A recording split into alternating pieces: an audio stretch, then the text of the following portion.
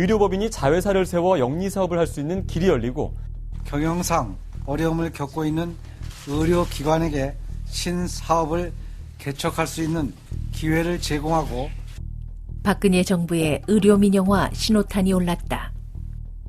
이거는 전면 의료민영화 정책이고 의료민영화 쓰나미라고 보시면 됩니다. 반대 여론이 확산되자 대통령이 직접 나섰다.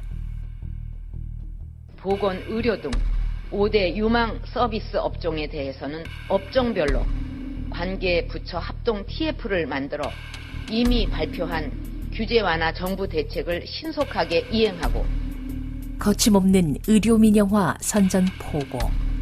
그 선두에는 병원 영리자회사가 있다.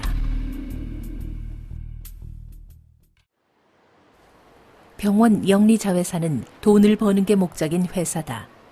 투자를 받고 수익이 생기면 배당한다. 설립 주체인 병원도 당연히 큰 돈을 투자한다. 우리나라의 모든 의료기관은 의료인이 세운 의원들을 제외한 모든 의료기관은 다 비영리 기관입니다. 그 의미는 의료기관의 어떤 운영을 통해서 벌어들인 수익을 의료기관 외부로 가져갈 수 없다는 것에 있는 거죠. 근데 영리자회사를 도입을 하게 되면은 이 영리자회사를 통해서 의료기관의 수입을 밖으로 빼갈 수 있도록 하는 거죠. 환자는 갈수록 늘지만 병원은 매년 적자 타령이다. 그러나 병원들은 막대한 돈을 해마다 적립해왔다. 이제 병원은 그동안 곳간에 쌓아둔 돈에 출구를 찾았다. 금융업에도 투자하고 싶고 뭐도 하고 싶은데 그걸 빼갈 방법이 없거든요. 그나마 그런 걸 조금 한다는 것도 다 편법으로 해야 되고 이 사람들이 이제는 진짜 더는 못 견디겠다. 돈 좀 벌어보자 라고 하는 게 이제 이번에 이 핵심이고요. 새로운 시장도 대폭 열린다. 주차장, 장례식장 등 8개로 제한됐던 병원의 부대 사업은 몇몇 가지를 제외하고 대폭 확대된다. 영리자회사는 그야말로 날개를 달게 됐다. 사실은 환자들을 대상으로 종합복합 그 쇼핑몰 같은 그런 개념의 모든 것들을 다 할 수 있게 되기 때문에 그 의료 영리화의 가속화 수준이라는 것은 상상을 초월할 것입니다. 지금까지 금지됐던 병원 간 인수합병도 허용된다. 병원마다 가격이 매겨지고 상품처럼 자유롭게 사고 팔 수 있다. 빠르게 혹은 서서히 한국의 의료기관 전체를 들쑤시는 바람이 불 것이다. 금융사들은 의료산업에 투자하라고 속삭인다. 재벌들은 자기 자본의 14배가 넘는 막대한 잉여금을 사내에 쌓아두고 있다. 자본은 지금 몸이 달아있다. 의료 물품 혹은 화장품 뭐 이런 기업들이나 이미 어떤 방식으로든 손을 잡고 이미 물품을 구매할 것을 권유하는 거는 이미 지금도 심하거든요. 대웅제약이 만들고 서울대병원이 기술 제휴한 화장품. 버젓이 병원에 비치돼 있다. 모 진료과 의사가 환자들에게 권하기 때문이다. 환자들은 이곳에서 샘플을 구경하고 병원 건물 지하에 있는 의료기 상사에서 제품을 구매한다. 당연히 팔겠죠. 그리고 의사들에게는 그런 게 성과로 돌아가겠죠. 많이 팔면 자회사 수익이 늘어나고 자회사 수익은 곧 병원 수익으로 올 거기 때문에. 병원이 영리자회사를 세운다면 처방이라는 이름의 각종 강매 행위는 자회사의 이해관계에 따라 활개를 칠 것이다. 영리자회사가 도입되면 의료비는 얼마나 오를까? 영리병원 도입이 거론되던 2009년 정부 보고서에 따르면 개인 의원 20%가 영리의원으로 전환했을 때 한 해 7천억 원에서 2조 2천억 원이 증가한다. 지금 영리자회사 같은 경우에는 비영리 법인인 의료법인들이 다 영리자회사를 차려서 영리병원을 할 수 있기 때문에 최소 그것에 한 10배 정도 되는 효과가 올 거라고 예측을 했을 때는 작게 잡아서 한 7조에서 10조에서 높게 잡으면 22조까지 국민의료비가 올라간다는 거고요. 그거는 전체 지금 건강보험 재정이 50조라고 하지만 실제로 작년에 집행된 게 한 40조 좀 넘는 걸로 있는데 그 정도 규모와 대비를 했을 때 실제로 엄청난 체감이 될 것이다. 그렇게 되면은 결국 이제 건강보험은 국민들 입장에서는 사실 이거 건강보험을 내가 왜 드는 거야? 유병장수 시대 건강보험은 삼성화재. 결국 민간 보험 상품이 틈새를 파고들 것이다. 이번 4차 투자 활성화 대책으로 보험업계는 새로운 성장의 기회를 잡았다. 정부가 지키겠다고 약속한 국민건강보험은 흔들릴 것이다. 정부는 영리자회사가 영리병원이 아니라고 강변한다. 그러나 영리자회사를 통해 갈취한 모든 돈은 환자들 호주머니에서 나온다. 이것이 영리병원이다. 특히 삼성전자는 반도체나 가전처럼 의료기기 사업 부분을 따로 두고 의료 장비 전문 업체들을 잇따라 인수했습니다.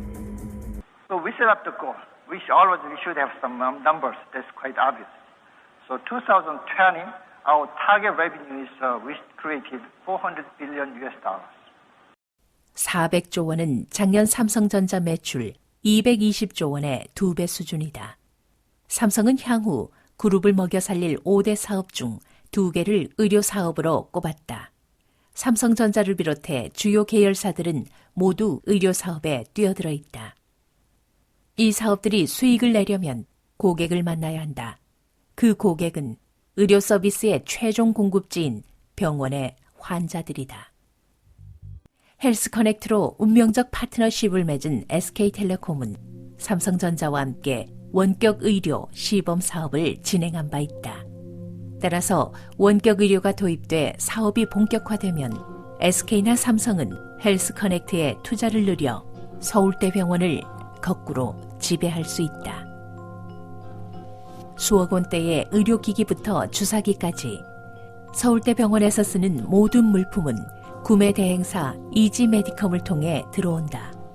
이지메디컴의 실질적인 주인은 대웅제약이다. 현재 이 대웅제약은 호텔이라든지 관광까지 하겠다고 하는데 이미 그런 것을 시작하고 있습니다. 이 자회사가 통과되면 사실은 서울대병원 환자를 같이 연계시켜서 이 의료 관광이라는 걸 어떻게 할 것인가 하는 이미 이런 플랜이 다 세워져 있는 상태인 거죠. 다양한 민간 자본의 이해관계 속에서 서울대병원은 과연 공공병원이라는 본연의 위상을 지켜낼 수 있을까? 엄청난 요금 인상 논란을 일으켰던 서울시 메트로 9호선. 개통 후 3년 동안 이자 비용만 1,000억 원에 이르자 서울시가 저금리 대출을 보증하겠다고 나섰다. 그러나 주요 주주인 맥쿼리 인프라는 거절했다.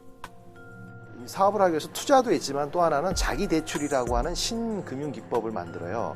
그러니까 자기가 다 투자를 하지 않고 대출을 받는데 그 대출을 다른 데서 대출을 받는 게 아니라 자기한테 대출을 받는 거예요.